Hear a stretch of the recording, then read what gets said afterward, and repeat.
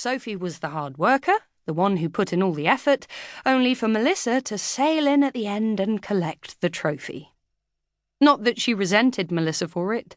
She loved her like a sister. In fact, she loved her more than her own sister, Georgina, with whom she had very little in common, as there was almost a whole decade between them. "Come on, what are you waiting for?" Melissa threw the comment over her shoulder as she used the key to open the front door, which needed a good shove to dislodge it, and disappeared into the cool, dark hallway. "Christ, it's a bit drab, isn't it?" she added. "And so it begins," thought Sophie, following her friend into the house, noting that she had to duck slightly as she stepped over the threshold, unlike tiny, perfect Melissa.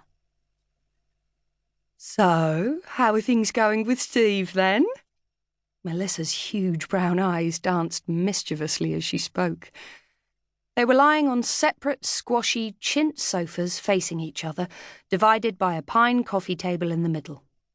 "Fine?" Sophie lifted up her foot and pretended to examine her sore toe. She didn't want to have this conversation. She knew Melissa thought she and Steve were too young to have been in a boring relationship for so long. Melissa rolled onto her side, and Sophie could feel herself starting to redden under Melissa's suspicious gaze. "Fine? Talk about damning with faint praise." Sophie sighed and turned to face Melissa. "Well, I'm not sure what else to say. It's fine." "No, it's more than fine. It's good. End of story." "Bollocks." Sophie smiled, despite herself, at Melissa's directness. "Okay, well, it's just... Oh, I don't know." She tailed off and sat up, lifting her mug of tea from the coffee table and taking a long, soothing sip.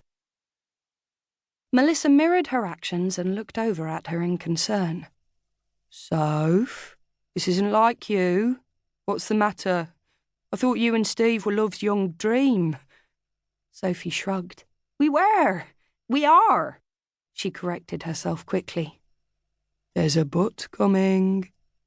Sophie gazed at Melissa appraisingly. How to explain what she was feeling when she couldn't really explain it to herself? "But I'm wondering if this is it," she said eventually. Hearing the words aloud caused her stomach to lurch. It scared her. Melissa's dark eyes narrowed slightly. "How's work going?" God, she was infuriating. How did Melissa know so much about what she was thinking and feeling? "It's great," she replied, her tone of voice at odds with her words. "And therein lies the problem." Melissa finished her tea with a satisfied slurp and put the mug back on the table before crossing her legs underneath her and steepling her fingers in the manner of a miniature tribal chief. "I'm right, aren't I?" Sophie started to nod miserably, then stopped herself. Was she right? Had Sophie really become so shallow that her exciting new job as TV news producer was causing her to look at Steve in a different light? Did the other guys she worked with at the TV company make Steve's role in HR management look a little, well, dull by comparison? As the thought skittered through her head, she almost cringed with shame. She thought back to when she and Steve had met during their first week at university. They were in the same small tutor group and would often study together in the university library or in Sophie's room whenever Melissa, who was her roommate, was out. He was funny and clever, and out of all of them seemed the most likely to succeed. Although Steve was tall, blonde, and good-looking, it never really occurred to Sophie that he could be anything other than a friend.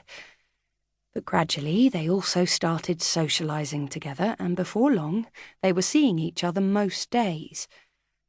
It was during a drunken end-of-term house party when she saw him kissing Natalie Evans, the most beautiful girl in their year, who funded her way through university by modelling for John Galliano, and often wore a t-shirt.